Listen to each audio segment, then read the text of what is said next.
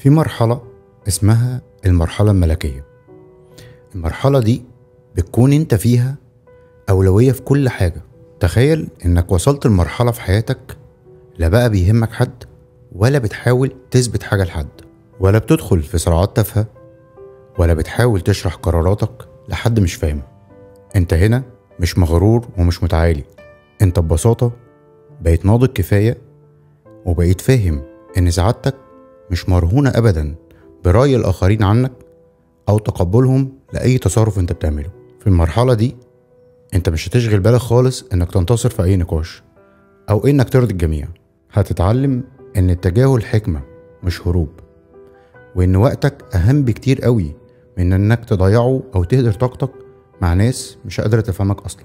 دي بقى اللي بيسموها مرحلة الصفاء الذهني، اللي عقلك فيها بيكون اكتر هدوء، ونفسك مطمنة اكتر، وقراراتك اكتر وعي. بتبدأ تختار معاركك بعناية، وما بتتأثرش بالحاجات الصغيرة، وما بتضيعش وقتك وطاقتك في حاجات مش هتضيف لك اي حاجة في حياتك. بتبقى فيها كده سيد نفسك، وبتعرف تتحكم في مشاعرك كويس قوي، وبتعرف تحط حدود تحمي بيها هدوءك الداخلي.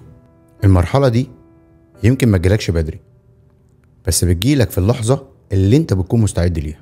ولما توصل ليها هتبقى مدرك كويس قوي ان القوة الحقيقية مش في كتر الكلام، لكن في معرفة الوقت اللي تعرف فيه امتى تتكلم، وامتى تبتسم وتدي ظهرك وتكمل لقدام. سلام.